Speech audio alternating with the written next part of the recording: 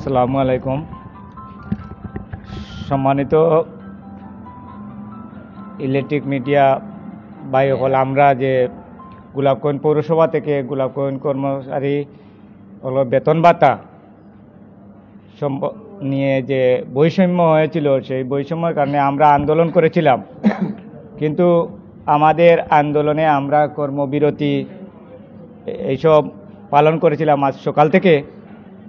তাৎক্ষণিকভাবে আমাদের গোলাপগঞ্জ পৌরসভার প্রশাসক মহোদয় স্যার, উপজেলা নির্বাহী অফিসার, উনি আমাদের সাথে যোগাযোগ করে আমাদেরকে আশ্বাস প্রদান করেন আমাদের যে বেতনটুকু যেভাবে সমস্যা হয়েছিল সেটুকু আমাদেরকে ফিরিয়ে দেওয়ার আশ্বাস, এবং এই মাসেই দেওয়া হবে বলে আমাদেরকে আশ্বাস করেন। তাই ওনার আশ্বাস এবং ওনার সহযোগিতায় এবং আমাদের আরও পৌরসভার দায়িত্বপ্রাপ্ত কাউন্সিলররা, শিক্ষা অফিসার,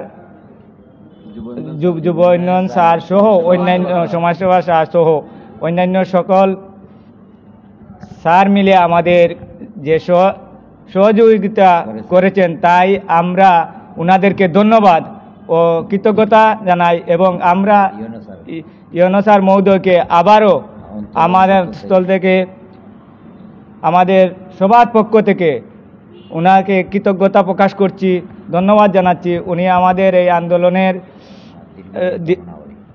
আন্দোলনের সাড়া দিয়ে আমাদের এই সমস্যা দূর করার কারণে আমরা আবারও ধন্যবাদ জানাই।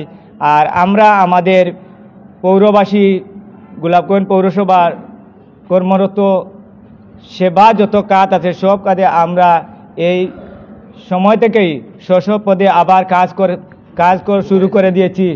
তাই আমরা আবার সকলকে ধন্যবাদ, আবারও টিউনো স্যারকে ধন্যবাদ জানিয়ে আমি আমার বক্তব্য এখানে শেষ করলাম। আসসালামু আলাইকুম।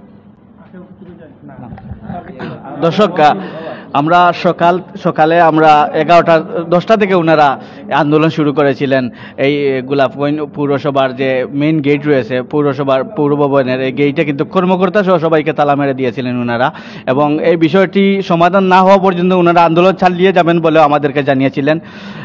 তাৎক্ষণিক ইউনো মহোদয় এটা তাদেরকে নিয়ে বসে এবং যারা কাউন্সিলরের দায়িত্ব রয়েছেন যে কর্মকর্তাগণ, তাদের সাথে বসে বিষয়টি সমাধান করার জন্য তারা আন্দোলন থেকে সরে দাঁড়িয়েছেন, এবং তারা এ মাসে কিন্তু তাদের বেতন দেওয়া হবে। পূর্বের যে বেতন দেওয়া হতো, যে অঙ্কে বেতন দেওয়া হতো, বর্তমানে এই অঙ্কে বেতন দেওয়া হবে, এবং এই বিষয়টি সমাধান হওয়ার কারণেই তারা কিন্তু আবারও লাইভে এসেছেন এবং ইউনো মহোদয়কে ধন্যবাদ দিয়েছেন, এবং যারা সংশ্লিষ্ট রয়েছেন, যারা কর্মকর্তা যারা রয়েছেন এই বিষয়টি সমাধান করেছেন, সবাইকে ওনারা ধন্যবাদ জানিয়েছেন।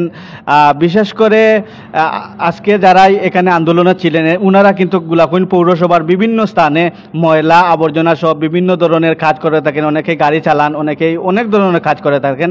তারা অনেক দিন মজুর, তাদের অনেক কষ্ট ছিল যখন অর্ধেক বেতন পেতেন, এজন্যই তারা কিন্তু এই আন্দোলনে গিয়েছিলেন। সবাইকে ধন্যবাদ জানিয়ে